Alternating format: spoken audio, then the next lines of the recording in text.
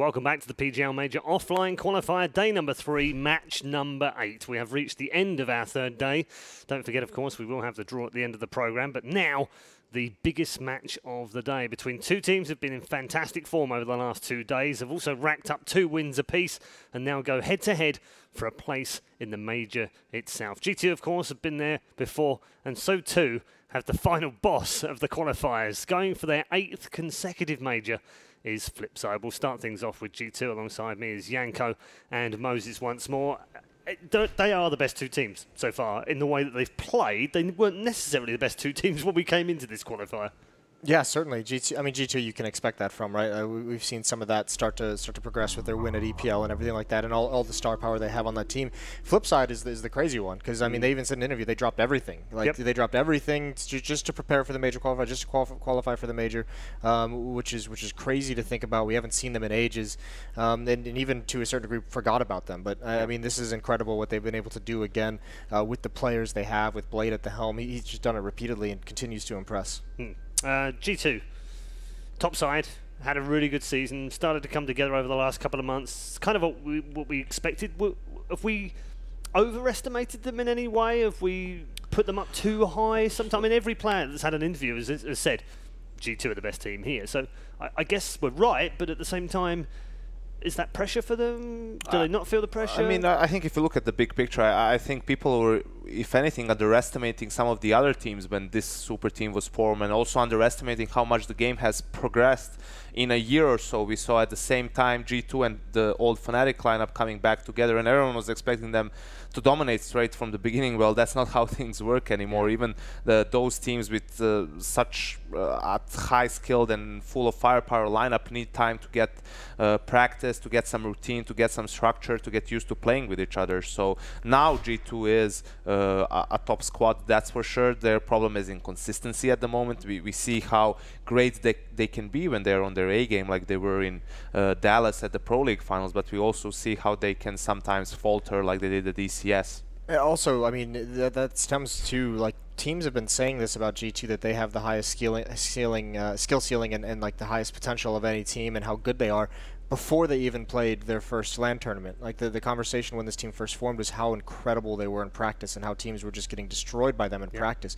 Now we know that practice doesn't directly correlate to how you perform in tournaments, but you can see the potential there from all the teams that are respecting how good this squad can be. And yeah, the main issue, like Yanko said, is just being there every single tournament, every single game. They've certainly been the top team so far here and the ones to shoot down. We'll move our attention onto Flipside. They are the surprise package yet again. We always underestimate them when it comes to qualifiers. I think it's probably time that we stop doing that now. But there's just nothing to go on, is there, when they hit in, especially this time round. But before, I think Yanko said yesterday, we underestimated them before because they've been rubbish in certain qualifiers or in everything offline except for anything pertaining to a major. Absolutely, yeah. Outside of that, it's like so we had bless. form before. This time we haven't had anything. They've had this weird game plan where they've put everything, all their eggs in one basket to come here and do well, and that's what they've done. Mostly led off the back of Blade's incredible decision making and strategies. Yeah, and I mean they have the star like Electronic. I know they have World Edit, who's another just inconsistent player, up and down. But Electronic is supposed to be this just intensely skilled player who's going to be like the new star of this team at some point. But yeah, it is all about Blade with this team. He's probably. This is one of the few well, there's a few teams that do it, but probably not to the extent where we just credit most of Flipside's success with Blade, like the majority of it. And you could see from his post-game interview the other day, everything that he talked about, all of his answers had to do with, yeah, we knew that was coming at some point, so we were prepared for it, and then we just adjusted as soon as we kind of noticed it happening in the round. Yeah, it's impressive though, Yanko. Yeah, it definitely is, but it's also very, very strange. I mean, off the top of my head, I can't really remember a big tournament where Flipside reached the playoffs, you know, an ESL 1 or an IEM or a DreamHack Masters even. Sure, they had the first place at DreamHack Open in Leipzig. Besides that, nothing really worth mentioning compared to some of the other teams. But of course, when it comes to the majors, actually the major qualifiers more so, they're always on top of the task and always somehow manage to make their way into the majors, which is something that you definitely have to respect. Yeah, I mean, this would be a record 8th in a row for them to reach it, and Markelov will have made every single major. That's an incredible achievement. Yeah, I mean that's a great achievement for a player that has such a storied history and has so much respect. You know, Anders has been gushing over him, Lurpus is gushing over him. They're a little bit crazy about it, but you know, he's at one point he's a guy who's in the conversation to be one of the best players in 1.6. Yeah. The only thing that's holding him back is the fact that his career, like CS 1.6, didn't last long enough for him to have the longevity. Yeah, that's the thing. Jokes aside, I mean, that we're making, Markelov was the best hopper in the world in 1.6 at one point in time. His team was the best in the world as well, and that's why always you recollect those times. That's why you're always hoping for him to come back and play with the AWP. It was a similar thing with Fallen. It's just that he actually made the change relatively early on before the Brazilians really bursted onto the scene. Well, they were still just making top 8 at the majors, right? But it was once they removed ZQKS that Fallen picked up the op full time, and now we see them. And that's why, you know, us that know Markelov and know how he played in 1.6, we're always, or that's always in the back of your head, why can't he make the same switch? But yeah, I mean, it wouldn't fit in this team, let's be honest. It would, just get real world at it. Well, I hadn't taken that drastic action into account. Get rid of obviously. world at it, move Markelov to the op, get me in that team. Let's go, boys. Flipside top 1. The funny thing is when you watch Markelov with the rifle as he's doing now, he reminds me very much of Neo, like two guys who have been in the conversation for the greatest players of all times in Counter-Strike franchise history. Yeah. But they've had to find other ways to be impactful in this game. And Markelov is still an incredible player. When you get down to like clutch situations, he's making smart plays. He's very, very good at working with teammates. Very experienced in that sense. So he's still one of those just like grizzled old veterans that just seemingly has a great understanding, a great grasp of what his role is in any given situation. Yeah, I like the fact that you compare him to Neo because they have had similar careers, similar roles obviously in the teams, and have had to similarly adjust their games as they've gone along as well. Map Veto is in, I'm hearing, so let's take a look and see what map we're going to be playing. We're going to be heading to Nuke. Oh, that's a first. That's a first actually in a very long time. ECS finals didn't have this map at all. So in a best of one, teams generally like to avoid it because it can be very snowbally, very one-sided. But it was going to be very difficult for Flipside coming into this one because G2 has a number of maps that are pretty strong for them, like Cobblestone, Overpass, Nuke, and probably would put either Inferno or Cache there. Yeah. So I mean, they can pretty much play all of them if they have to an extent. Probably, team. I mean, Train, you can see their vetoes, right? Mirage is their permaban, Train is something they're not comfortable on, and then it was between probably Overpass or Cache or something. You can see that Flipside vetoed both Cache and Inferno. Maybe that's a slight mistake from them. If you look at it, G2 probably would ban one of the two. But again, you're looking at yourself, and Flipside actually towards, you know, since they picked up Electronic, Nuke is actually one of the maps that they really try to implement into their pool for a while now. One of their more played maps, I believe. Second highest, most played. Well, it's also a map that's undefeated for G2. They're 4-0 in the last 3 months on LAN. I think, although that being said, I think it's actually kind of a really cool pick or a really cool idea from Flipside if this is what they intended to get to Nuke. Maybe G2 1 doesn't think that Flipside's going to let it get here, and then 2 obviously. This is a map where, because of the nature of the bomb sites, if you can manipulate the defense well enough, or if you can manipulate G2, you can neutralize some of that skill just because you can outposition teams so hard on this map. If their rotations aren't on point or a second late, strategically you can really put yourself in a strong position. And also naturally, the way Nuke works doesn't really give you that much room to have individual fights or duels, right? Besides yard, and that's if the CTs give them to you. You can just turtle up a little bit, defend the upper bomb site, defend secret down to the lower bomb site, right? From ramp, you can always, once you get contact, you can again fall back, and that's something that can limit perhaps the firepower of G2, force them into taking uncomfortable fights. They're definitely a huge favorite in this matchup, but there are ways that Flipside might try and outflank them, so to speak.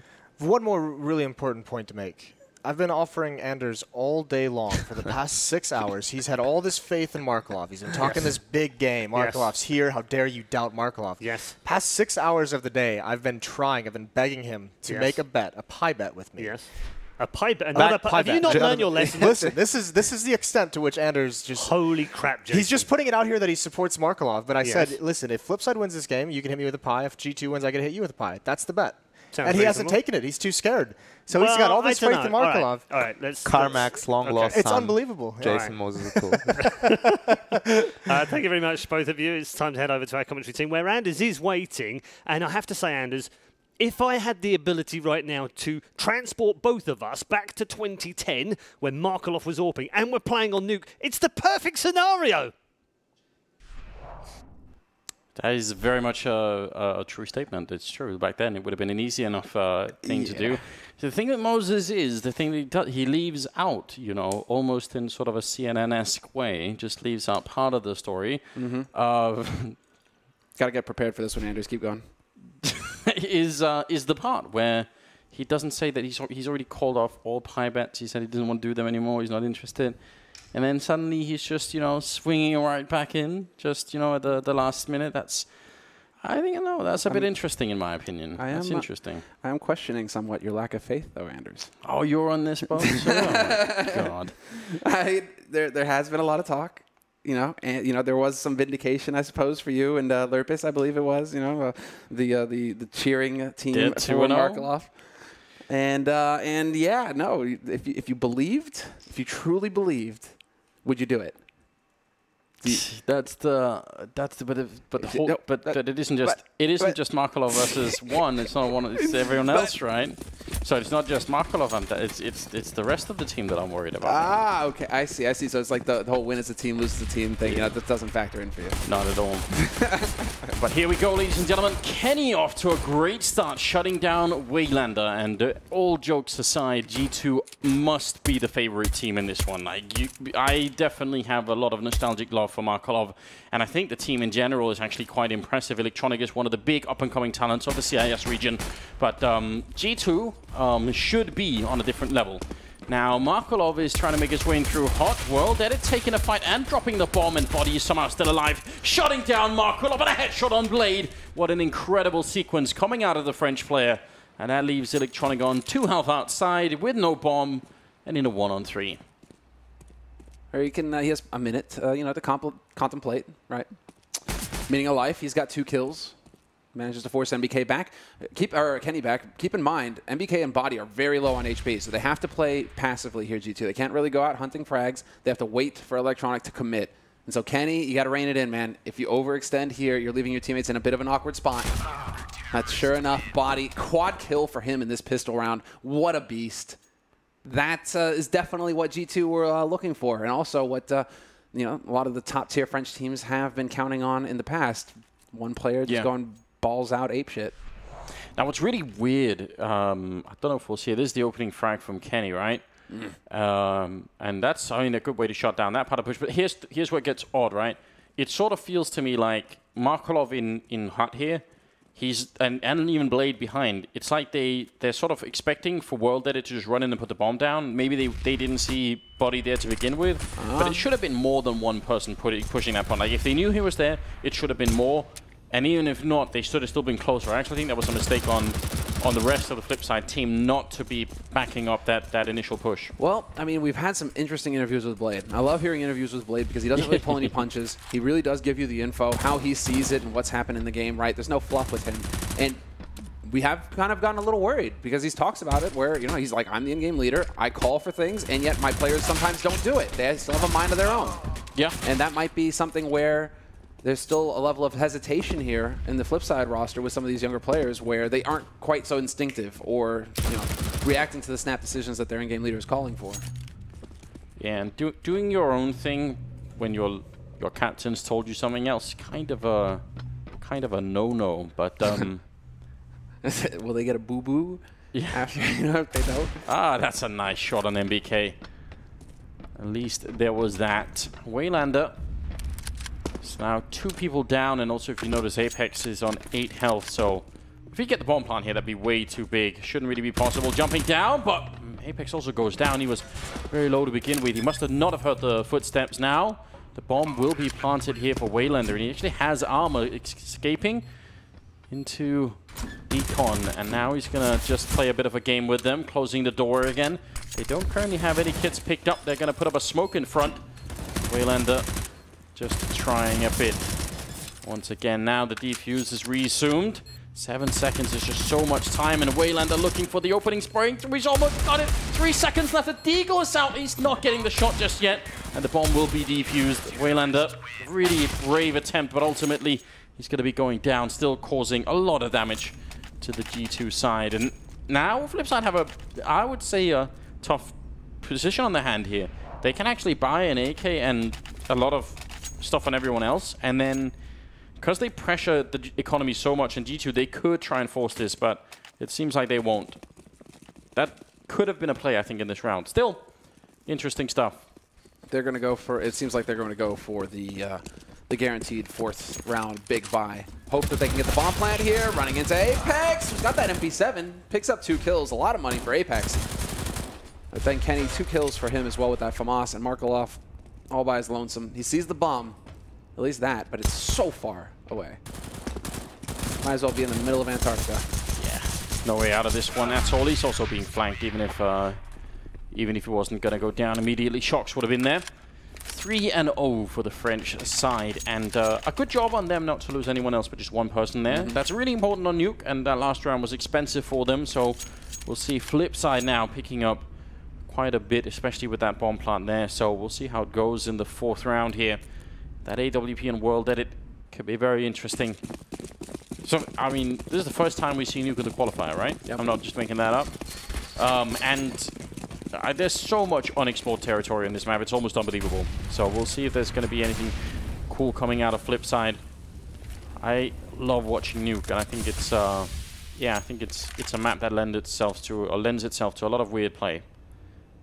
Certainly. We still see quite a bit of the static play, however. The standard play that we've grown to learn from in the previous version of the map, though. So I get where you're saying, where it's like there's a lot that can be done still. A lot of the teams are trying to fall back on the basics of what they learned with the original map. But I mean, we'll see. This is potentially one of those mind games that can come into play here. We've seen teams do this, break the glass over A main, over A site, and not even go to A site afterwards, right? Oh, Electronic is going to smoke Heaven, I think, as far as I can tell. Yeah, that's the Heaven smoke. So that's going to be very interesting. That will maybe cause some confusion for... Well, Shocks could be the one rotating up, but I think he's the only one who's nearby to be affected by that particular smoke. See if it's all going to plan out the way that Flipside wanted. If they can win this early round, that's going to be really big for them. Under 40 seconds now, and Electronic making his way down after having put in the initial effort. The smoke is up there to try and help. Apex has gone down. Body still on the bomb site, holding strong. NBK denied the entry out of the vent. Body, great position, and an even better headshot to follow up, taking down Markelov. And now 2 versus 3. Flipside in some trouble here after an initial really good entry into the bomb site. Sweet Jesus. Body is such a beast right now. Kenny obviously snuffs him. Similar to what we saw in the last round. 3 for Body, 2 for Kenny. But just Body, what an anchor. What an incredible play from him. That is not how it's supposed to go. Obviously, it's supposed to be a 1-for-1 trade. And then Flipside getting that bomb planted. The fact that he gets 1 kill, okay, fair enough. But Body right now... No, but the reason why that's such an intelligent play from him is, look, he shows himself here first, and then he realizes, oh, I can use this smoke to get into this position. That's very, very well done.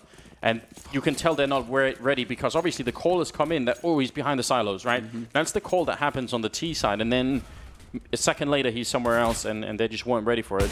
Yeah, that was very smart play. Clean. But, I mean, Body, that 3rd shot of Markelov, man, thing of beauty.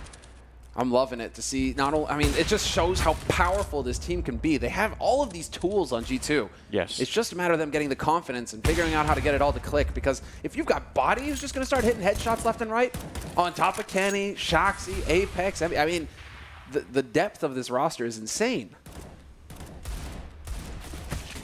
Blade has gone down. This is really big for G2.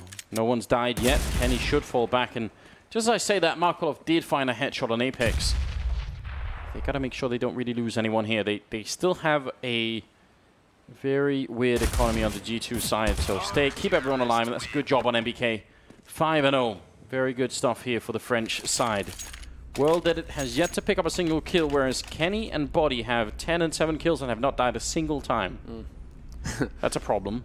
Yeah, man. Kenny and Body, like Kenny in particular, is the last guy you want getting a strong start on a map, especially Nuke. This is op territory here. This is where you can really get that AWP out in the yard or out in ramp. I mean, there are plenty of positions to take it, but sure enough, eventually he finds that kill. Or no, that was the first kill onto Waylander. He struggled a little bit to pick up the following one.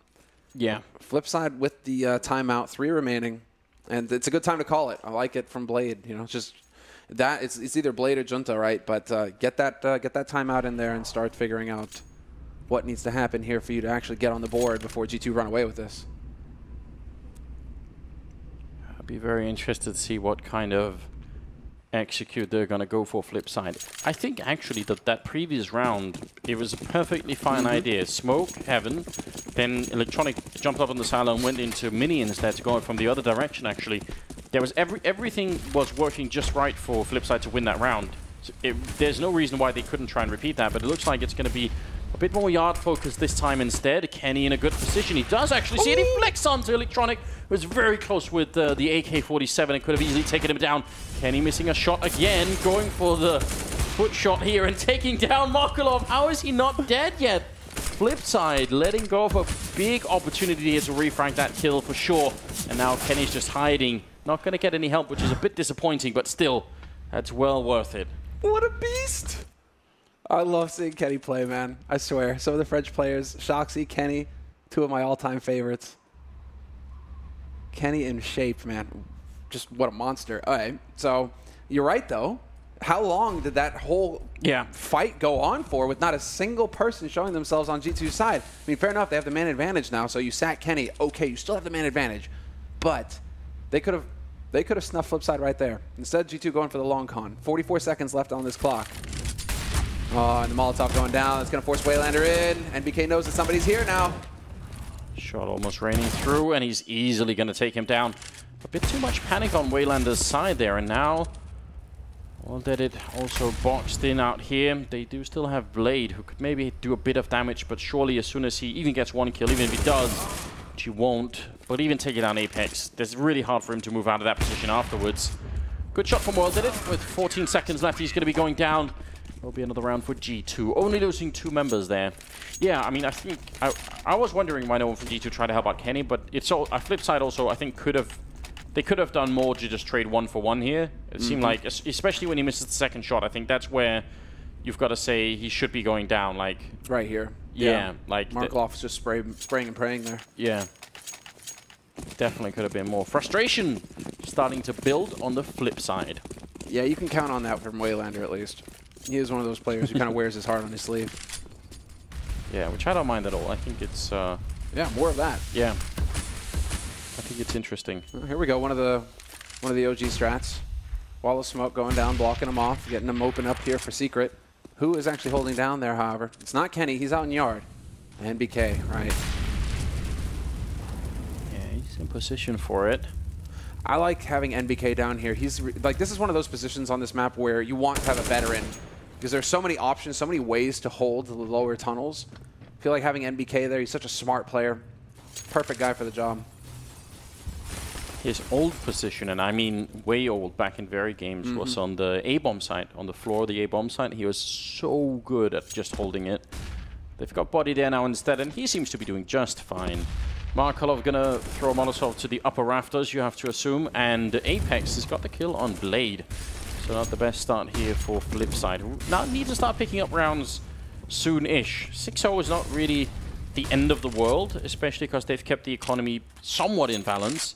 But if they don't win this round and G2 survive with another, 4 members or 3 even, it might get a bit tricky to actually convert this first half into some sort of win for them. Electronic will pick up the kill on MBK. Shock sneaking in. What timing? Dropping the bomb as well with 25 seconds. That's just going to absolutely ruin the round. And Body coming with 2 big frags.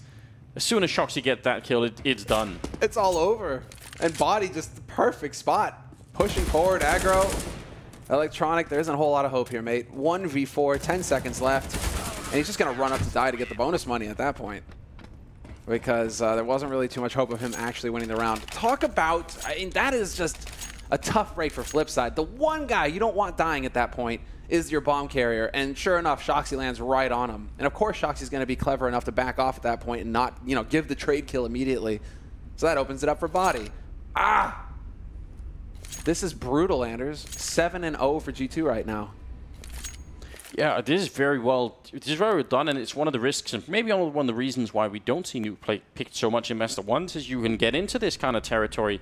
It's not like Flipside haven't had chances to win rounds, but you're only going to get so many in one half when you're on the T side, right? And if let's say you get like 3 or 4, that's all you need. But if you then don't convert them into wins, that's it. You know, a lot of the other rounds are going to be ones where you just get destroyed, like where you make it around the corner and you're gone before you even get a chance, right? So the ones where you get close, you really have to win them, and they weren't able. Think about starting CT side nuke, man.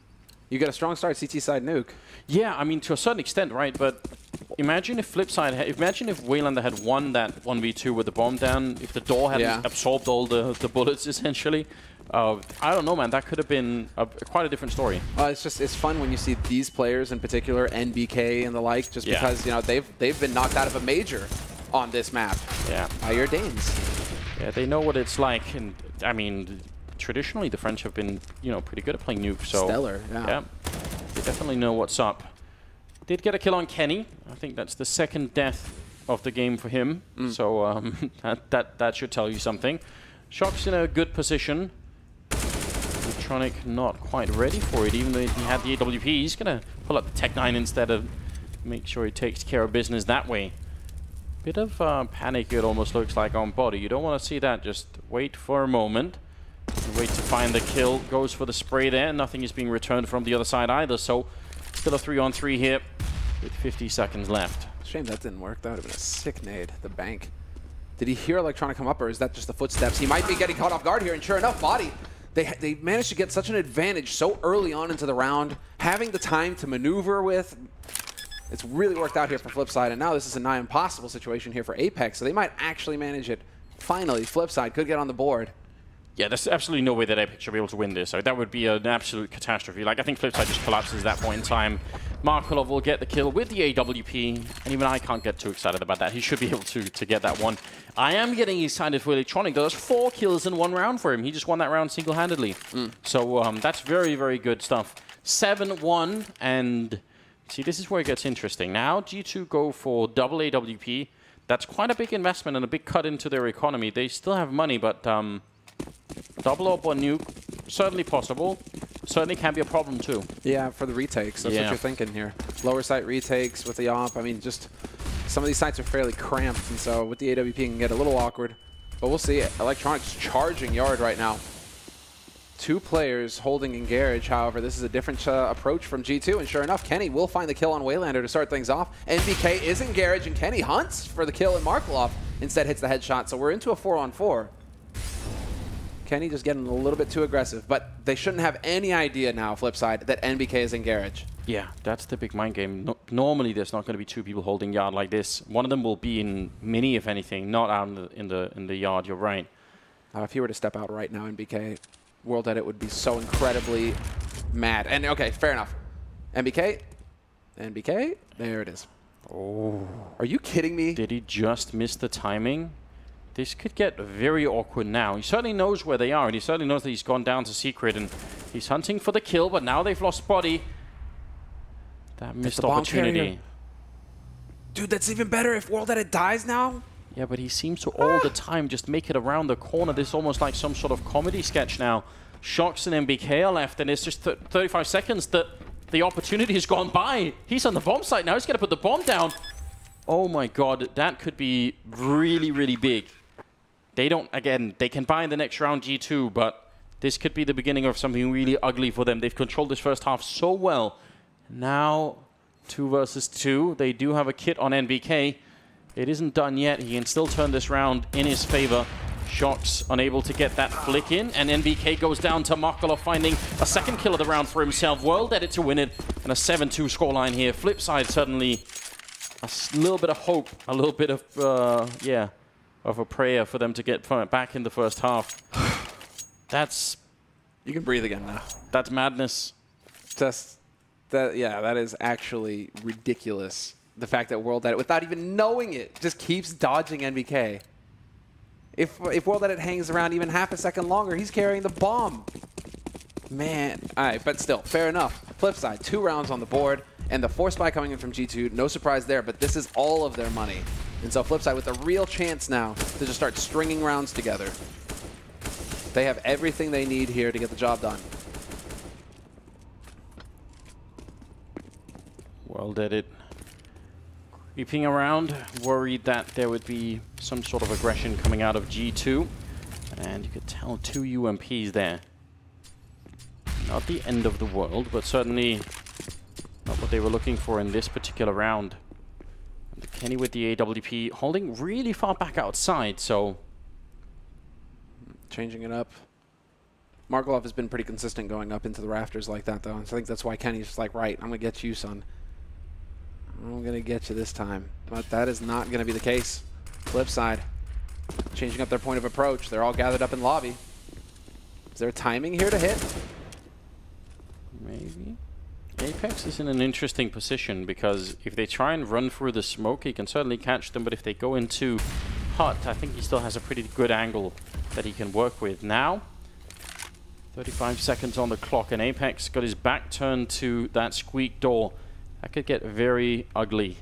And they're really cutting this close flip side. It's almost unbearable. Shoxy's again pushed up just like he was the previous round where he really caught them off guard. Now Markelov setting up with a flashbang. Shox is going to be going down. Waylander this time catching him. Shox trying for a similar kind of situation. And now, can they push in? Kenny's on the side as well. They're all running down. Apex going to join them, but there's someone behind him. The madness continues. And Apex actually gets that kill. 7 seconds left. The bomb. Is it finally going down? It will be. Markelov hitting a headshot on body.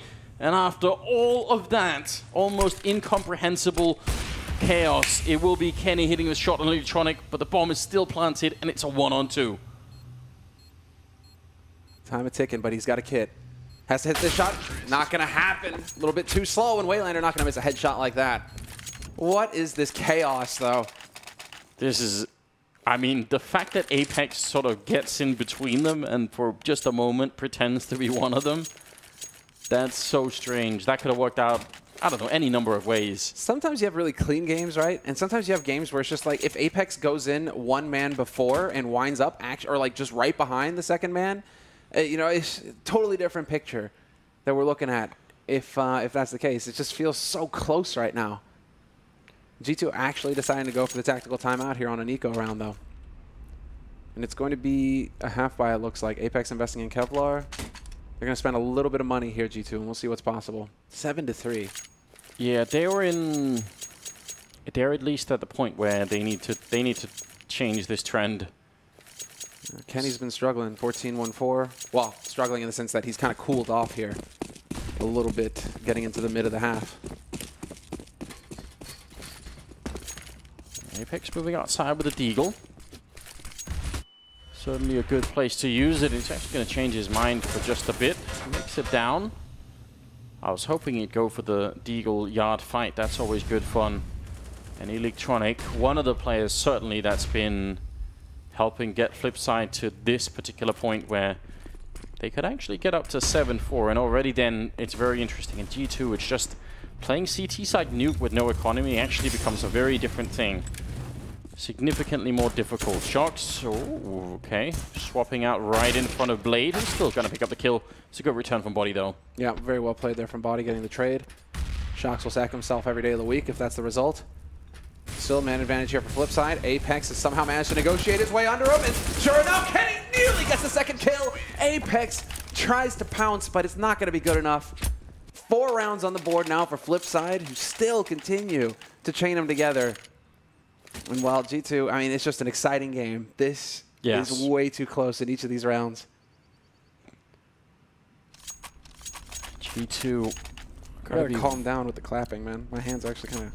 It's starting to get sore. Yeah, a little bit. A little red. All right, now G2 got to calm down. They just used their whole bank to buy into this round. Now, it is a good buy, but it's definitely not a flawless one. Only one Molotov. No grenades at all on Kenny. All of these things matter a hell of a lot. We'll see if Flipside win this round. I don't know. This could spiral way out of control. Kenny's fallen all the way. He's playing that forklift position in CT spawn. We've actually seen this before, and it's just very hard to check that if you're coming up the railing like you were talking about Markelov been doing for a while. That's just... and it's very unlikely that you're going to check that spot. And even if you do, you're going to have an AK versus the AWP at that range. And even if you do and you shoot that direction, the bullets are going to get caught by the forklift. And there's Blade. Oh, man. Oh, buddy! Buddy, that's such a good peek there. But now he's stuck. He's boxed in. Because Electronic is here to cut him off. Electronic, though, he's got to be careful because exactly, MBK is just waiting for it. There's the flash. He walks right. Still wins that duel. What? Electronic should have that every day of the week. Yep, a bit of a misstep. Well dead it. Got to be careful with scoping here. He can easily get found out. Waylander's found the kill on Shoxy, who was right behind World Edit, so that's at least something. And they're wasting a lot of time here and a lot of energy trying to find Kenny, and he's just waiting in spawn. Eventually, they have to give up this hunt and just go and put the bomb down somewhere if they can, because essentially they're playing 3-on-3 on the rest of the map. So maybe just do that. Grenade up to body. Actually going to do a tremendous amount of damage, but NBK, who's on 7 health, still alive, still getting kills. And oh, what a no-scope coming in from World Edit, but Kenny's going to strike again. An absolute disaster. The bomb not in control of Markelov, and he's going to get a couple of kills, and he still can't win the round. What a shame. I mean, Kenny, yeah, by getting killed, but even more than that, even more than 2 kills, staying alive and just wasting something like 40 seconds of the time that Flipside had. The communication is so key, just because his teammates are there. Shoxy on lower. Here's the scoping from World Edit. You got Body and NBK on upper. They're managing to just keep it in check. And Kenny, the entire time, he's just listening to his teammates. You're telling him, they're still out there. Don't peek. And he doesn't do it. So sick. The only sad part in some ways for Flipside, or for G2, is that they lost so many players, right? So actually, they go into this round, they've bought 2 auto shotguns. That is gotta be almost a third. We've seen one every once, the first, but we've seen once every once in a while get picked up 2 in 1 round. It's a bit much. Did Body spot the man going down vents? I'm pretty sure he did. Yeah, he must have. So they have a little bit of info. They don't really have a presence in the lower halls, though, here at G2. This is a big chance for Flipside, but Apex catches World Edit looking the wrong way somehow. Flash, I think. Now this gets awkward. Waylander is there. There's the Molotov. Body, is he going to get it? Running goes, but it's not good enough. 9 HP left on Blade. Oh, that looked like a sure thing. Electronic taking his time, taking out Shoxy, but eventually he will succeed in doing that. And now Kenny and Apex, 2 versus 4. Flipside are about to change this half completely on its head. Again, G2, they wasted all their money in this round. They have to just save these guns. They picked up the second AWP, and they're going to make a run for it. Flipside, not a team to be trifled with, it seems.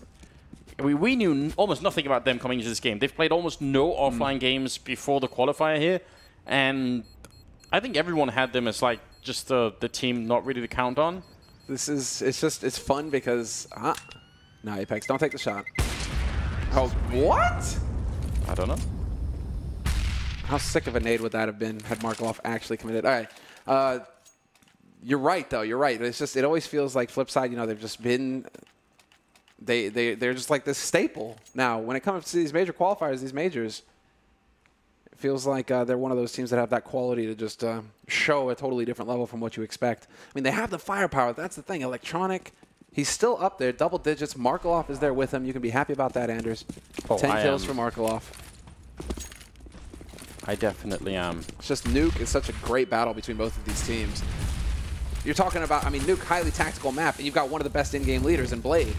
It's perfect. Let's see how this round goes. Apex, that's a big start. They did risk a lot buying into this round, and the triple return coming out of Flipside, everything working out. You mentioned Blade, and he pops up with 2 great headshots to shut down the round, leaving Kenny alone with his AWP and no money at all for G2. This is a disaster. This could very well finish 8-7. Which, in Flipside's, from Flipside's point of view, is absolutely great. They're just going to love that. It's terrific, but it's a catastrophe as far as G2 are concerned. You go 7-0, and then you let them get up to 6 rounds? How does that happen if you're G2? The frustration for the French team has definitely got to be rising. And they are a team that can get a little bit frustrated. They have some veterans in there, but they also have players, you know, where things aren't exactly going their way for whatever reason. All right. Or you've just got an artist. There we go. Thank you, Kenny. It's beautiful, isn't it? No! Oh. World Edit! What are you... That was all worth it for Flipside. Of course it was. They are loving that. No AWP being rebought there, but Kenny is a monster. He's got 21 and 6. 1 assist and 6 deaths. That's complete madness at this point in time. Problem is that the usual steady hands here for G2 in the form of Shoxy and NBK are kind of struggling. They're kind of lagging behind here. Both of them are sitting with 6 kills. Well, I can sort of, I mean, Shox has been playing ramp a lot, and that is really a position that you're not likely to get many frags in, and you're likely to be going into a lot of retakes where, you know, it's just you and maybe one other person. So there is a lot of downsides to playing ramp. I think it's also one of the most hated positions on most teams. Just because it has the potential to be the most boring position. Yeah, it really does. So, I mean, someone's going to have to do it. Sadly. 5th? Where are you at, 5th? Yeah. Go play ramp. Electronic sneaking his way in. That's a smart play from Kenny again. He's doing a really good job, and that is part of, I would say, the art of playing Yard, is actually making yourself very hard to find so that they have to spend time and resources and just have to worry a lot about where that player is. He's done a great job, Kenny. He is a monster. But this is it. All or nothing here for G2. 9-6 finish, maybe just bearable. Blade, though, unbelievable. The fact that Shoxy actually gets that kill. Definitely a misstep. And Kenny repositioning himself and taking down Markelov. You just have to love everything that Kenny does right now. So smart. Even without the AWP, he's just playing clever Counter-Strike right now. Every kill is from a new position, and they win the round 9-6. It's very well done, and a huge part of it, a huge part of the credit, he has to go to Kenny S, who has picked up 23 frags in 1 half. That's got to be a qualifier highlight. Does anyone surpass that? I don't think so. It's tough to say. Tabson who's gone crazy. Rops as well was up at 35 frags in regulation earlier. 142 ADR. I feel like it's got to be close to a record. Someone will find out, I'm sure. Yeah. Man, what a game this is. Listen, I'm just glad that Kenny has found, you know, his box of paint and the brushes. You know, they got lost in transit somewhere. He had to make do with, you know, rock pigment that he crushed, you know, in the desert, you know, trying to learn how to make paint again. But sure enough, enough time has passed where the maestro, the master artist, is back.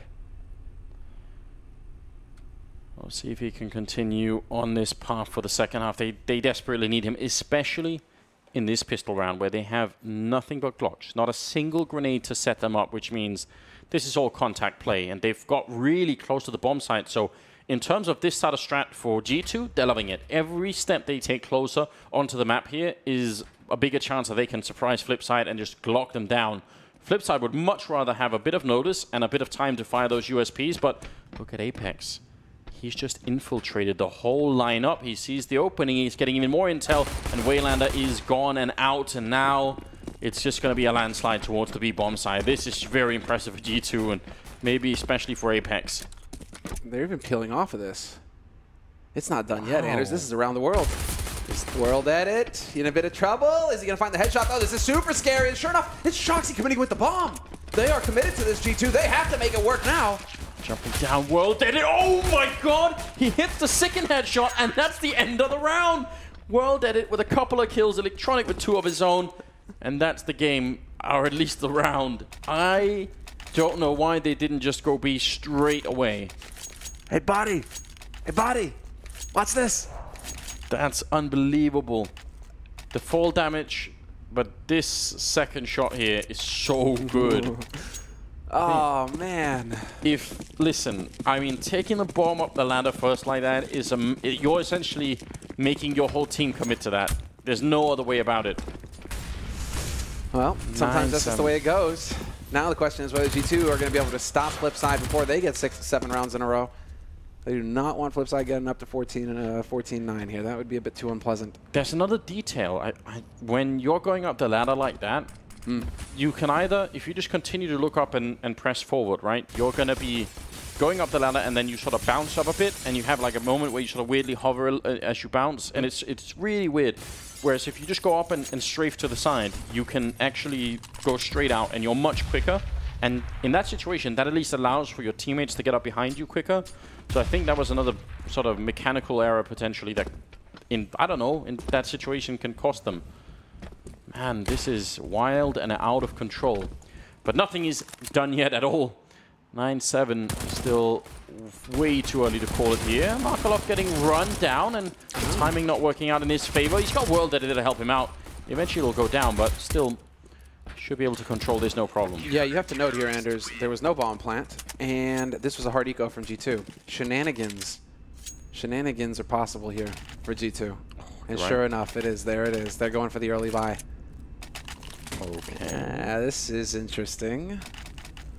You got to feel for NBK. He's got to get some love from somebody here, or is he really going to run around with Glock armor? There's no way. No. Somebody dropped him a Galil or something. There's something on the ground. Yeah, I don't think this is at all like a panic thing for G2. I think this is just a calculation that they've made. I don't mind this. I think this is exciting actually. Oh wow! What a grenade that landed on them. Yeah, the scout shot plus grenade plus the fact that I think they messed up one of the flashes. They only had 2 flashes, and one of them actually team flashed themselves. Got caught behind the box. So talk about a key round here for G2, where they're taking a pretty big risk with their economy, and they kind of just fluffed it. Not a single point of damage taken here by well, see, okay, fine. Waylander's at 99, but I mean, the world, the universe is. You know, the simulation is conspiring against me, mate. But really, what are you going to do here now? If you're G2, you have no utility. Well, apparently, MBK's got the answer. Just shoot him in the face. Get for another one. Double headshot, body helming out. Triple for MBK. There's the answer for you right there, Semler. Just have MBK break open the whole round. The investment has paid off, and G2 just shrugging and saying, yeah, that was just the plan all along. Yeah, exactly. All according to plan. MBK will get 3 duels and win all of them. Yeah, but on the more serious side, though, that's also just not good positioning from Flipside. You know, if you have that kind of a lead where you've got the 4 versus 5, what you really want to do is set up situations where you can always get the refrag, which you could tell from MBK's point of view that wasn't even possible. He fought every single person alone, and even more than that, you want because they have to get to the bomb site to put the bomb down. So you want to make sure that as soon as they try and do that, that's when you really take the fight, and one of the guys is occupied doing that. So big misstep for Flipside as well. But can't take anything away from MBK though. That was yeah, one hell of a round for him. That was just a beast demonstration. Look, no refrag possibility. This one is disgusting. No refrag possibility here, and obviously this is just. I mean, the last one is just trying to react to the. To the madness, but still. And Waylander, this is where you need to get your emotions a little bit under control, mate, because you're just charging in there.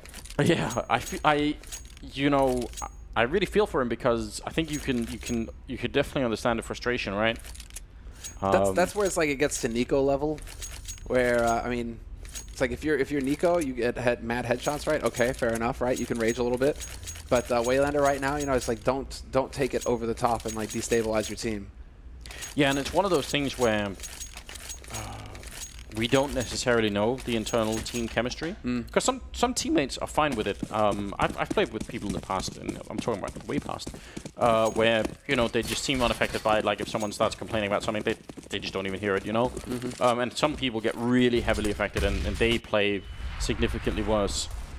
Another strange flashbang coming out of the French side, but considering that they have rifles against pistols, and 1 from us, I think they should be just fine here. Yeah, Markov, the only one who can make a difference. Yeah, they're actually fully committed to this. Is G2. A lot of money being invested in this round here. Let's see, Blade. No, yeah, just like don't go through smoke. You're fine. Markov is in the perfect spot to ruin their day. Yeah, he is, but it would be great if someone from his team had a flashbang here. Just walking out with it from us. If he gets a kill, he's not going to get very much more than that, I suspect. A couple of teammates going down on his side. He gets a full spray in and nearly gets a double.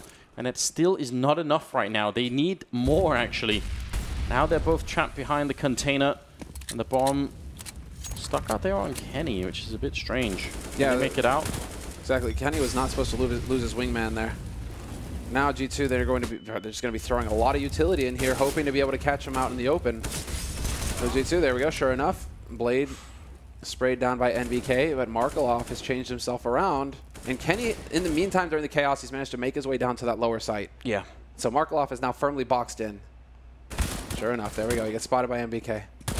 But I mean, all told, that was a hard eco, plus Markelov saving a FAMAS from the last round. And they still get 2 kills on G2, who spent a lot of money that round. Yeah, it's impossible to predict, obviously, but it would have been interesting to see what would have happened if Markelov just gets the full double spray in the beginning with the FAMAS. Yeah. Drops the bomb. Yeah, the bomb is down and everything. But credit to G2, that could have been like a panic situation with the bomb low on health out there. And they seem to slow it down a lot, you know, just say, listen, just everyone calm down, just make sure the bomb gets out, and then that's what they did. So nice to see them be able to keep the composure in that kind of a situation. World did it with the AWP, but Electronic's already down and out, and Blade only gets one, and now G2 are right on the bomb site. Waylander's going to pick up one good kill, but now they really need to think hard here on the flip side, because it's 3-on-3. Waylander's low on health. The bomb is only just about to go down, so they've got some time to initiate this retake. How do they not have anybody walk? Well, I guess because of the incendiary. Never mind. It's like if he was up there, he was roasted. Yeah. So it's, well, eventually MBK finds the kill. But that's probably from an AT that he picked off of somebody from the CT side. Oh, wow. An Apex through the smoke. Markelov just going to shrug and say, well, in that case, I can't really do anything. Hard-hitting round coming out of the French side. He's going to make it 12-8 here. Nothing that Markelov could do about that. And, yeah, good call. A bit of a bold one from the G2 side, but like the A rush has become so much less popular on this new version of Nuke. Yeah. But if you were gonna do it, you would want to do it in a round where there is less of a chance that Flipside have a lot of Molotovs they can throw down. And since their economy is pretty much wrecked, you know, it's a good gamble. Like the logic makes sense from G2's point of view. If they do it when Flipside all have 10,000 each, then you're almost certainly going to be running into a Molotov in the hut anyway. So why do it there? That's exactly it. That's why it's so difficult to stop a team on CT side who's got the full economy, because they have the anti-rush nade. They limit your options. If they have the ops as well, you're in for a rough time. Kenny S, he's got an op. Taking it out to yard. What are they doing? I guess they're pacing themselves in case they're, like it, in case there's an anti-eco rush from Flipside, some early aggression. They're just taking their time, waiting it out. But right now, for Flipside, it looks kind of standard. Doesn't really look like they're trying to throw anything at G2. Yeah, this is all just very well done so far for Apex. They've used almost no utility, and he's all the way down here. Well, that it goes down. Only one who can make a difference again is Markelov. He's going to be going down right away. So, well worth it for Apex. That was the armor. I mean, they could pick up the rifle maybe, but it's way less impactful. Yeah, they have the M4 at least. A little worried the fact that Apex left that AK out there. MBK catches Electronic. Waylander and Blade still alive, but not for long. Whew, instant. Yeah. Both of them gone, and another round on the board here for G2. 13-8. And MBK shooting at the corpses? For shame. For shame, Anders. Where's his respect? Where's his sportsmanship? Faked outrage. I like it. Yeah. He's a proper note of... I didn't start throwing things just yet. Maybe I'll get to that later. I like it. I like He's a garbage human being. Careful now. Very careful. 22nd round, and there is only a 5-round gap, which it's something that Flipside can definitely make back, but right now feels like G2 have really got their composure together, and Flipside are not quite sure how to hold the CT side, it seems. Again, out on the floor, Electronic goes down after a single kill, and World Edit can't really repeat that. Blade needed to get that kill. Now it's a 3-on-3, and G2 already shown us they know how to win these situations. Kenny missing a kill, I don't even know how. Now he's down to 17 health. Because that's might be what they need here. That Molotov gonna force him back down. Alright then, but still Apex is out. Waylander, one bullet on Kenny, probably gonna make the round here. It's taken out, and Kenny hitting a shot on World Edit, and now it's all on Markelov. He's gonna get one kill. He spots out MBK, but he's got no grenades. Gonna have to go and challenge him, and MBK will win the fight for a triple. Nathan fully coming alive here in this second half.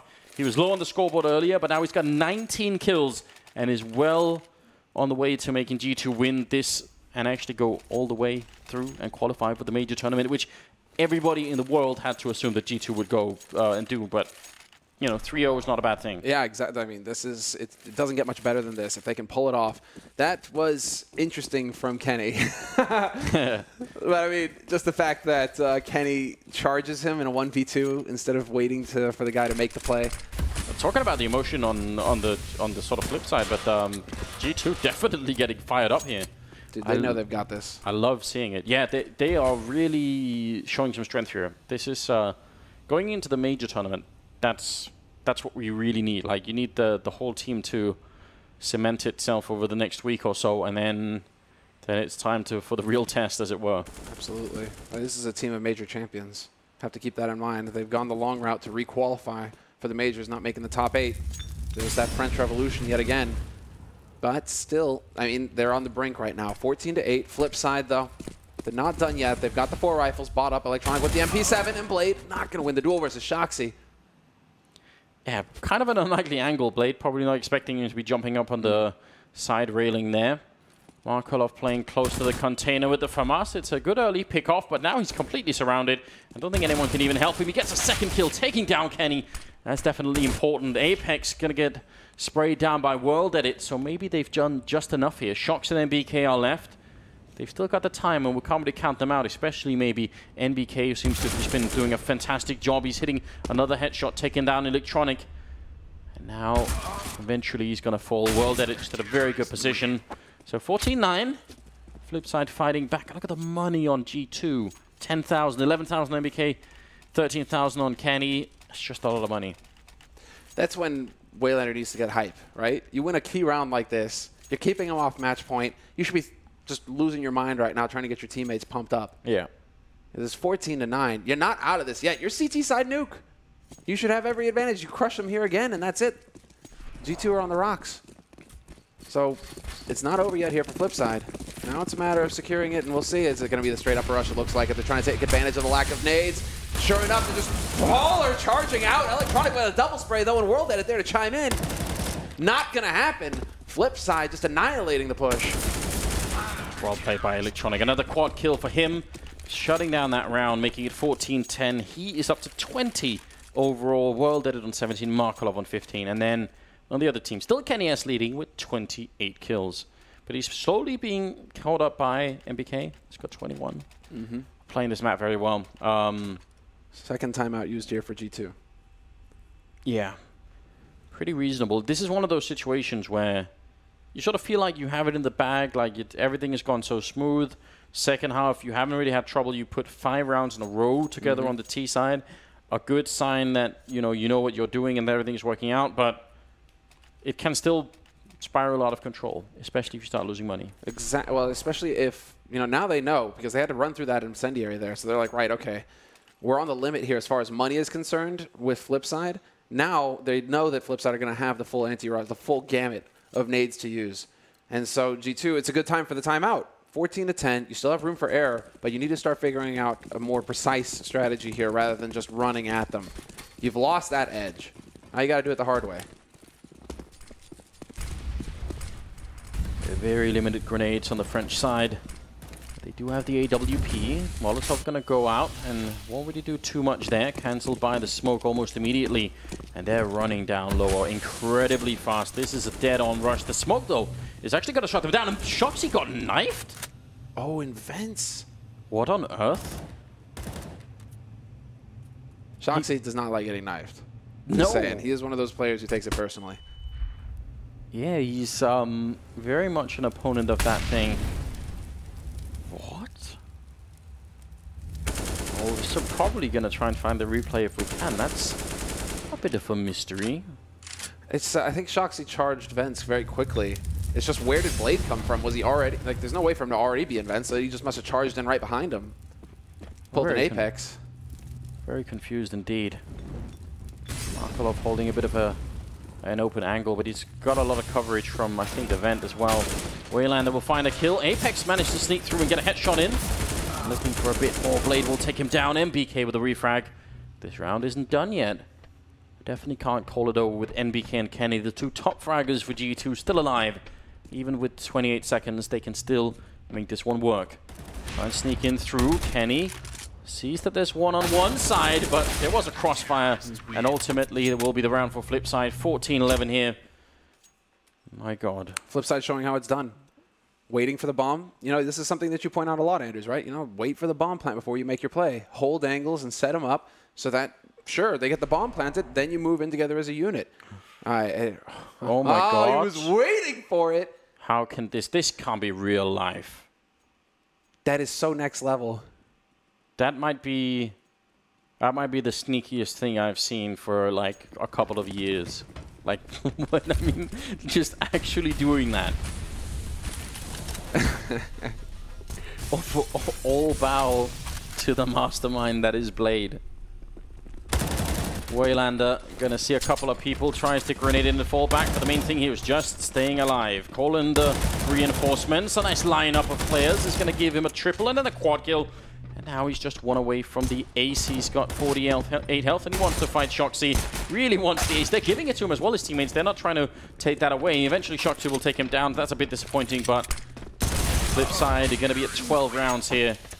14 to 12. Oh my god, this game. This game. Shoxy is pissed at that point because there's 3 guys there. It's like, you know, he's probably thinking, there'll be one who quickly rotated in, and then I'll have like more than a minute left to really just start working the map, looking for the angles. We've all seen what Shoxy's capable of. Map on overpass. What was it? The first day, second day? Where he's just like 1v4 and he makes it look easy, brings it down to a 1v1, and you're just like, come on, Shoxy, please. Just stop being such a beast. Yeah, we need that kind of Shox back right about now. You got to give it to Waylander. That is not easy to do. Anti-eco, but still. Well, especially because he got tagged a bit early on, so and he sort of failed the grenade a bit. So I was worried for a moment then that he was going to get completely overrun. Don't want to see that happening. They've got Shox on the AWP. Maybe he feels like it's time for him to have a chance.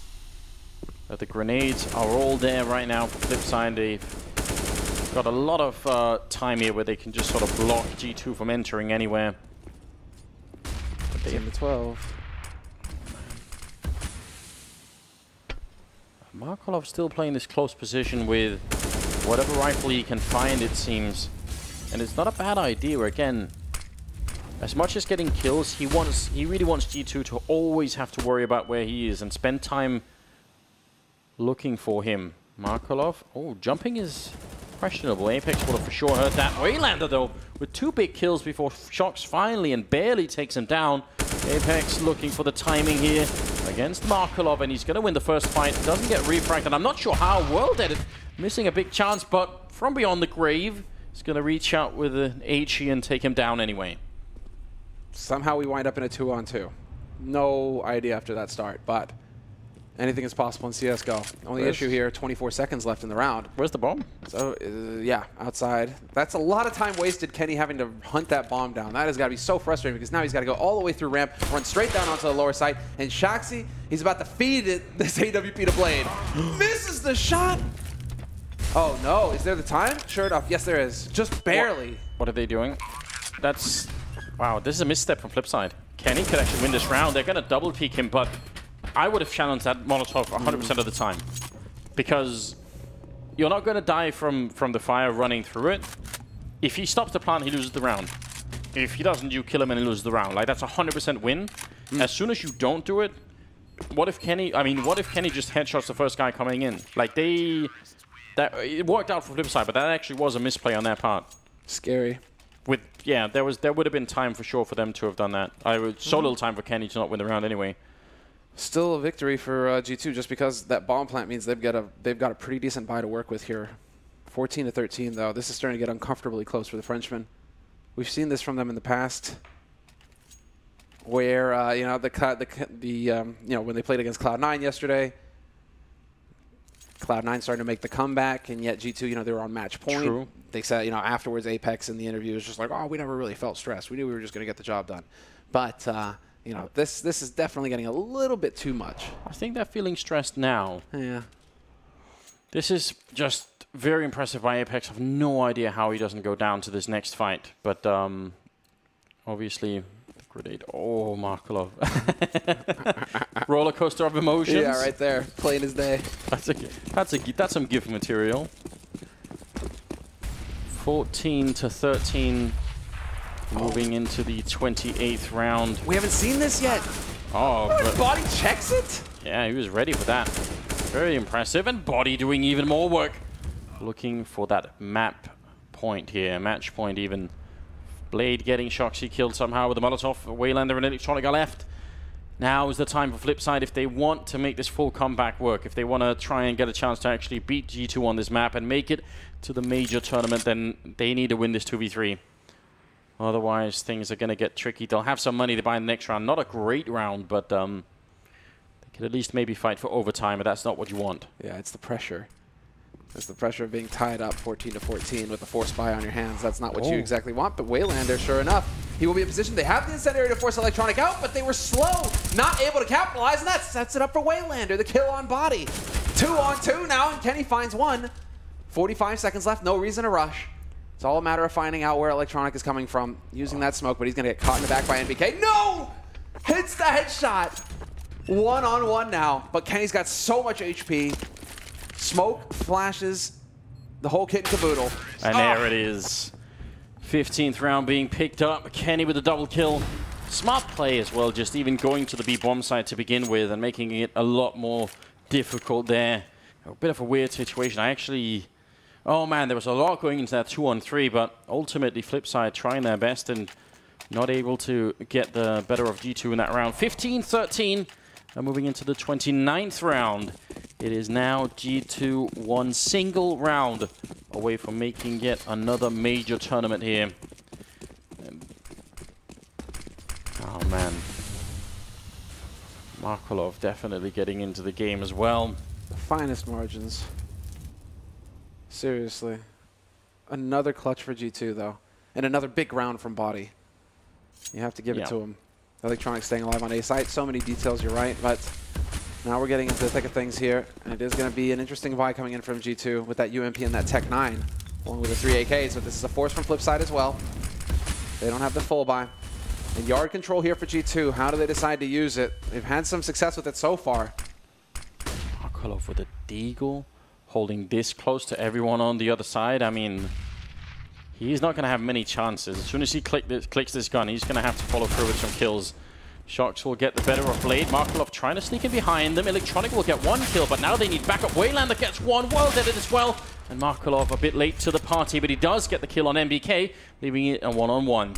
Kenny versus Markolov. The sprays for the smoke, and that's it. 16-13 as G2 make their way to the PGL Major Championship. They've qualified 3-0 going through. Very impressive, very well deserved. And obviously the expectations are high, and they've certainly met them in the qualifier. What a terrific game this was. Back-to-back rounds for the two biggest players on G2 as far as I'm concerned. Body and Kenny starting strong and ending strong. Back-to-back clutches for Kenny, and Body just giving him the chance to actually shine. I mean, Body had some really important rounds, but most of them I feel like were in the first half, right? Mm-hmm. And second beginning half, of the first half, because he got up to 10 really quickly, and then he just stopped. He just stopped having an impact. Yeah, he ended at 16, I think. The 10 frags he had, high impact. That's exactly what he was needing. And then MBK obviously coming, just finding a different gear in the second half. So it's really interesting and really, really fun game. Love watching Nuke. I think it's so much fun. And this was just a real show of strength, I think. But also maybe a wake-up call to a lot of players in the OLI teams in the future that are going to be playing Flipside. Thinking, actually, we really need to be careful and worried. I mean, some of them are going to be playing Flipside tomorrow. Yes. They're 2-1 now, so they've got 2 chances still to win a single game and make it to the major. I actually had Flipside as one of my qualifying teams. You know, everyone was... Well, that's not too big a risk. I mean, it's like Flipside, you can always kind of count on them. They're always a threat, especially given this rundown. It's just the fact that now, if you're Cloud9, I mean, you definitely do not want to be running into Flipside. Yeah. I mean, Flipside right now, along with Big, really, seem to be like the 2 heavy hitters left in this. After that, it gets a little scrappy. Now, we do have the panelists ready. We're going to give them much time as possible because there was a lot going on in this game. I'm quite excited. First time we've seen Nuke. What do you guys on the panel think, Paul? Indeed. Thank you very much, Anderson Semler there for the last 3 matches commentary. And yeah, Nuke for a change. Nice to see it back in the pool, isn't it? Producing an exciting match. And we've had a very good match between 2 very good teams as well. Can't really fault either of the teams for the effort that they've put into this final game of the day. But it is G2 that secure their place in the major. Inevitably, perhaps, but they had a hard match to get there. Back with our panel members again. Moses, it was a tough game for them as well. The first half looked like it was slipping away, didn't it? Yeah, I mean, that first half, I mean, they won at 9-6, but it really felt like they lost it. They had the 7-0 lead, and then that crazy round where NBK just got screwed on timing about 17 different ways as he tries to chase him down into the lower bomb site. But from there, it just kind of slipped out of the grasp. And you could see kind of the plan of Flipside was really, really cool. The strategic style, I mean, a couple of those rounds where they actually did force the rotations in a lower, get them to fight in the vents where the skill is really, really neutralized. That was quite nice. And then just had, it also coincided with the switch into the double op for G2 on the defense. And I think that had a lot to play. The economy got really unstable for G2 there in that first half. And even when you're up 7-0 and then you lose so many in a row, even though they win the half 9-6, it still feels like a loss to a certain degree. Yeah, on this map for sure. And plenty of individual skill on display as well throughout the game. Wasn't just great executions. There were plenty of 3 kills, plenty of 4 kills. Waylander chipping in with a few, Body with one. Electronic having a couple, Kenny clutching as well. There was just so much going on. Yeah, as we're going through these highlights, you can see like initially first gun round, Body turns a 3v4 into a 3v2 for his team, then Kenny with the double kill out on yard. So G2 was very much on point early on, and you do feel like that round where MBK got screwed for timing was actually super important because it was a reset round. Flipside just won their 1 round, the first gun round for them, and if MBK gets that kill at any point, the round is probably over for Flipside, and they have to double eco. So very unfortunate, but from that point on, Flipside actually did a great job of getting multiple rounds, forcing G2 to actually go on an eco and kind of stabilize that first half for them. I mean, just that round there where Kenny goes crazy, and it's on a round where he's trying to save an AWP. Yeah, I mean, that's all he's trying to do is just save the damn AWP. Yeah, right. Every once in a while, it's tough. Yeah, Kenny had a spectacular game, though. I mean, obviously, 31 of 15, 100 ADR. That's really quite nice. I mean, you could see the different ways in which G2 is a dangerous team and why other teams have so much respect for them. They played slow pace at times. Some of those sticky situations they had outside with Markaloff at the container and in the warehouse. I mean, they slowed things down. They play patiently. They seemed really wary of this, didn't they? Yeah, this was a big round because G2 didn't plan. They ecoed 1 round basically, and then they decided to buy in the 3rd round, where it was still a pretty big buy for them. And it was they lost players on yard, they took a lot of damage, and then MBK with a triple kill out of nowhere from Hut really saves the day for them. If they lost that round, then they would have had to eco once again, and Flipside would have had a lot of momentum and a very strong economy at that point. I know it's an eco as well, but it's a lovely little 4K from Waylander. Nice bit of panache in there. It was so cool seeing some of the little small adjustments from Flipside in this game, because like I said, G2 was playing some situations very patiently, very slow, and then they would always throw in that uppercut of the upper rusher. I mean, towards the end it was the outside rush. But I mean, you started to see Flipside when they identified that rush was coming the second time around.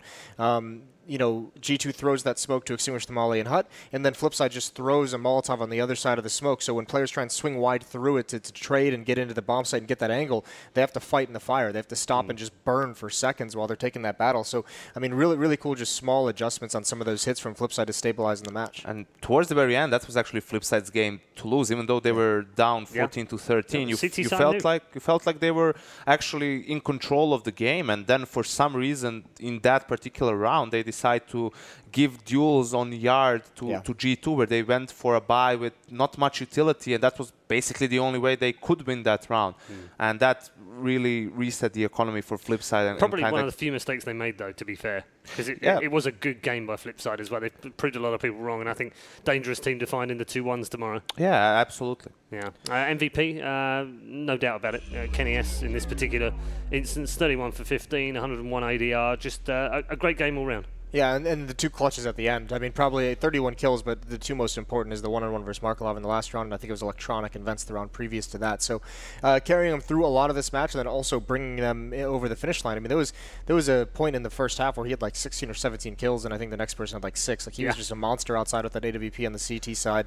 And it's so cool. Like, there's no situation where you feel like he can't make something happen when he has that AWP. It's so fun to watch. Yeah, even trying to hold on to that AWP at the end. I know he inevitably lost it after the time ran out, because that's just the way it goes, but he'd had to kill 3 just before then. Yeah, I mean, there's there's a reason why he's one of the greatest, or the greatest opper probably in CS:GO history.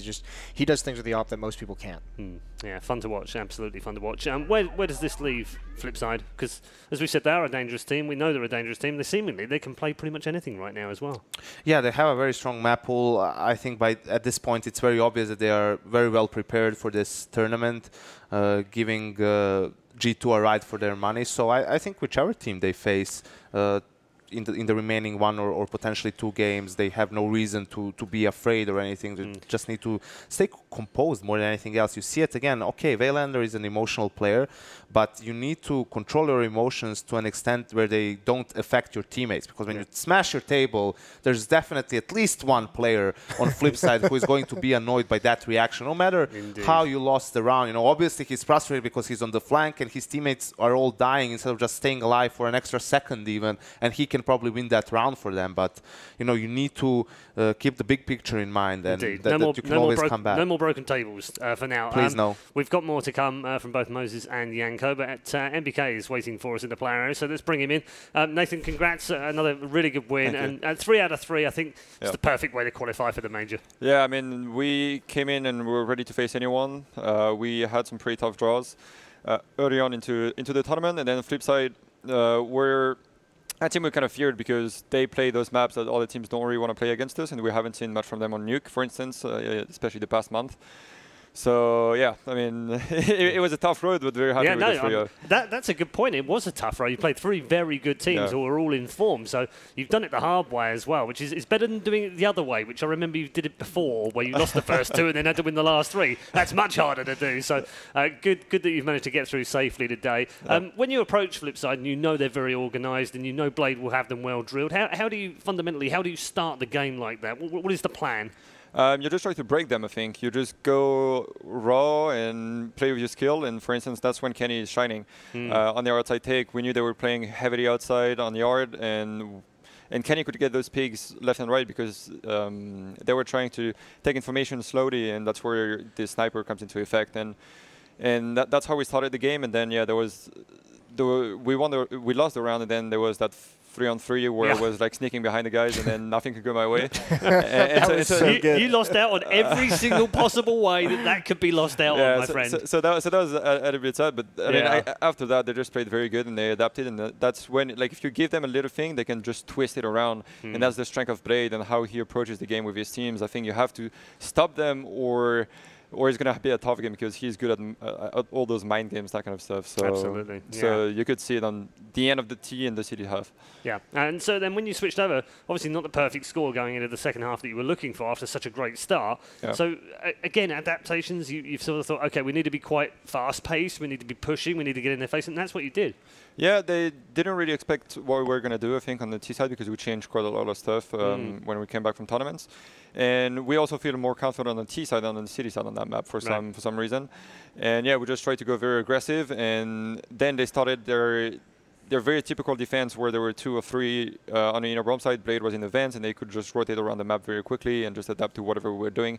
And we don't have that game style of the Russians, which is take control of every position, go on the lower bomb side and also on the ladder, and have some people waiting into radio, that kind of stuff. So we still need to create more game in that sense and be able to play the map in a better way. But yeah, I'm just happy that we could clutch it in the end. Yeah, tight game indeed. Got Moses and Yanko alongside. Any questions for Nathan? Yeah, I'm curious, like, how in the hell you guys were you able to do any prep for this team like that? I mean, just looking at HLTV, they've only played 2 maps in the last 3 months on land coming into this event. Like, how do you approach preparing for a team? Like, they've dropped everything for this. Yeah, we knew the map we were going to play. I mean, it was either Nuke or Inferno, and it was most likely going to be Nuke because we had pretty good results on Inferno lately. And playing such a team on Nuke is very hard because, as you said, you have no information. We just knew roughly how they were going to play because there was, I think, 2 demos for the past 1 or 2 months. And so we knew that they just like to go yard and to take it aggressively and to go all over the place, basically. And so we tried to just counter that and stay strong in the positions. And for the T side, we didn't do any prep in the sense that we just played our game and just, try to do what was working for us. Okay. Hey, Nathan, congrats on the win.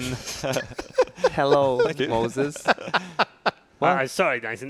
Moses has just lost. Moses has lost. I think It's all late in the the day. This North is when I tend to American lose my wins mind. today have made him I delirious. have a think. question. In the second half, you decided to buy in that third round on the T side without having much utility.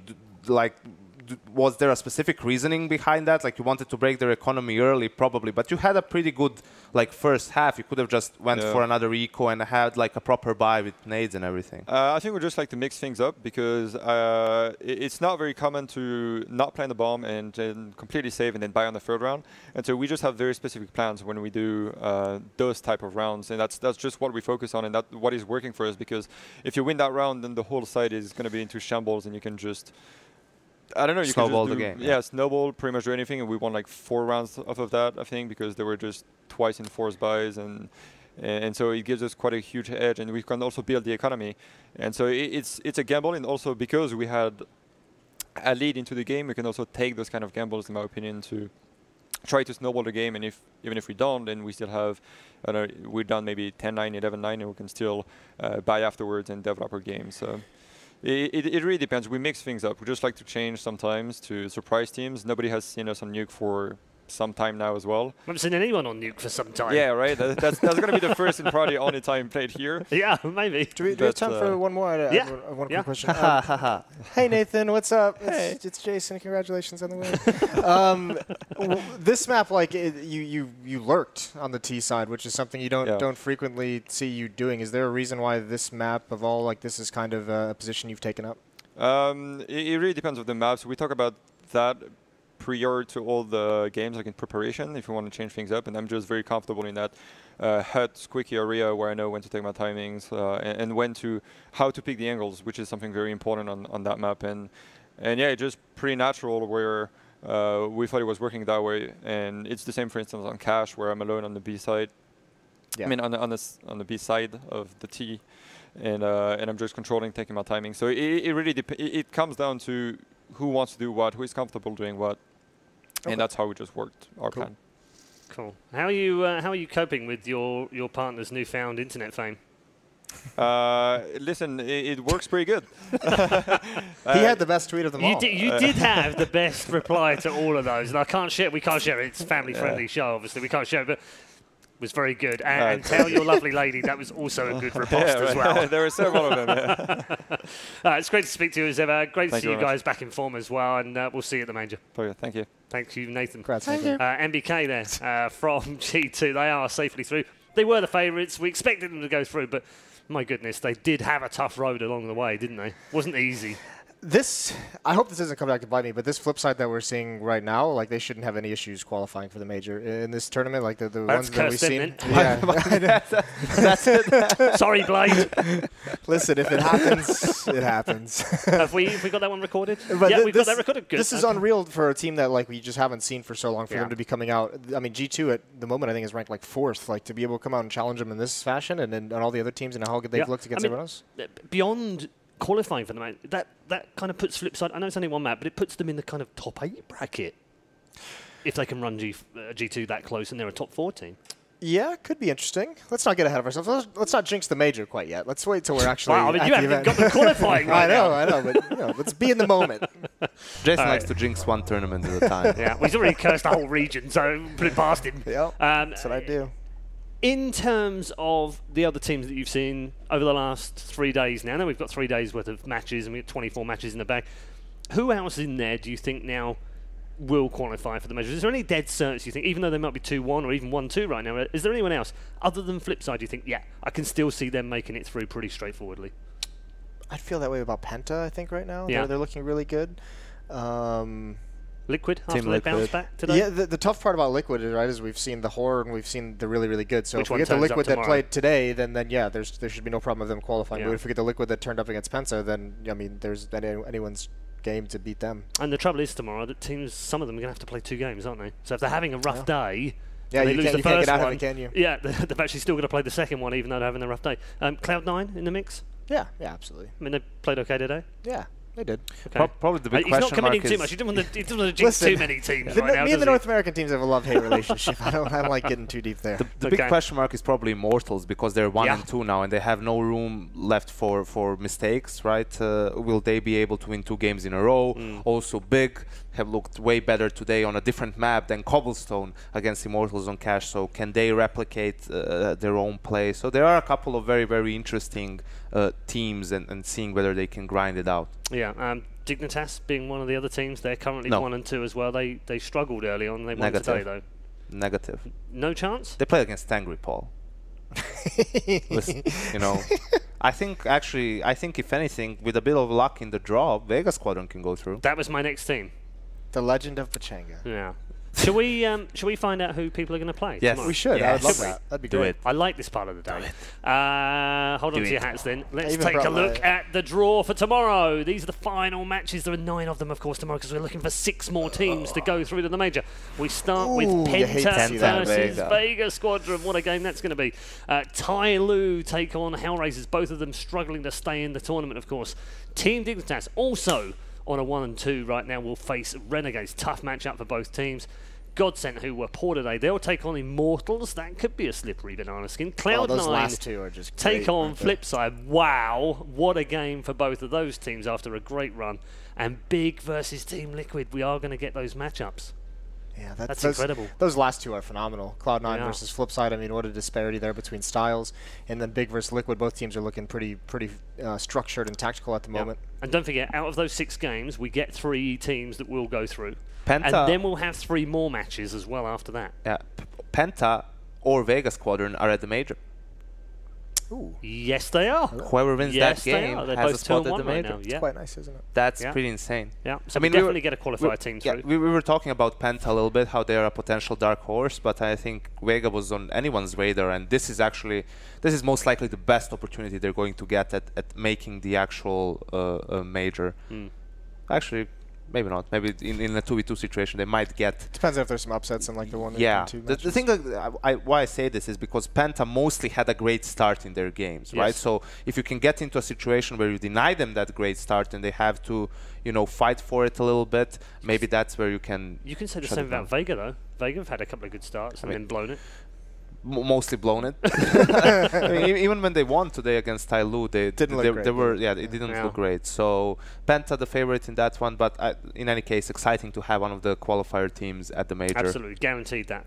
Right now, it's be Vega or Penta tomorrow. We haven't had many social media questions, haven't much chance to get into social media today, so I apologise for that. I know you guys have been putting in your questions in to the thread, so we thank you for that, and we will just take a very quick one at the end of the show. So the question is, Paul, differences between today's Dota 2 CSGO competitive Off we go. Do you two want to leave now? Yanko knows the Dota. Yeah, no, he does. He knows the actually, Dotas. yeah, differences between today's Dota 2 and CSGO. I guess it's narrowing a little bit. I think the biggest difference for me was always the international element in the Yeah. Dota 2. Was that you have these teams which are formed multinationally. It's been going on for quite some time.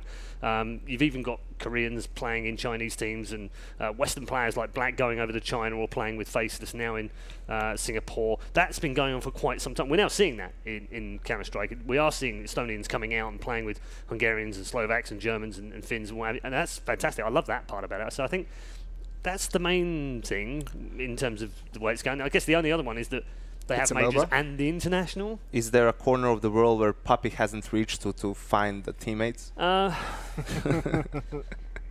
don't think he's been to South America yet. It's probably next. SG Sports. Yeah, he's probably going Next to on go and list. find the best Peruvian player out there because they're very good at The ones Dota that are 2. not banned. Yeah, I think the thing, well, yeah, quite. I think the thing as well is that there are slightly different countries that are more prominent, obviously. It's a very Asian-friendly game. The Chinese are very big in it. Some of the biggest transfers have been on Asian players. Burning last year, apparently $800,000 for a transfer fee. So, That's not bad. yeah, they're big on their Jason? Dota out Not there. bad so, at all. Yeah, can you imagine What Ben the 10 hell? goes for 800 grand? Oh, that'd be sick. I want to Yeah. go for 800 grand. Where? Anywhere. Anywhere. Doesn't matter, It does it? doesn't matter after that because Oh, you're going to it's get loads of unreal. money, aren't you? So it's fine, yeah. So yeah, there are a few differences. I think the continental stuff is very different, obviously, but likewise in CS:GO we have Brazilians. They don't really have that many Brazilians. We saw them qualify for the major last time, so they are improving in Dota, but Yeah, just yeah, it's interesting. Very interesting questions around things out. Hopefully we'll get for you a few more tomorrow. We do have, however, 9 matches tomorrow, so it's going to be a very long day, but it's also going to be a lot of fun as we find out our last 6 teams that will go through to play in the major. Today was all about G2 and Mouse Sports. They're the 2 teams that have made sure they're at the major with a day to spare. I'm sure they'll be enjoying themselves in the sun tomorrow. For the other teams, though, blood, sweat and tears again on day 4. We'll see you tomorrow.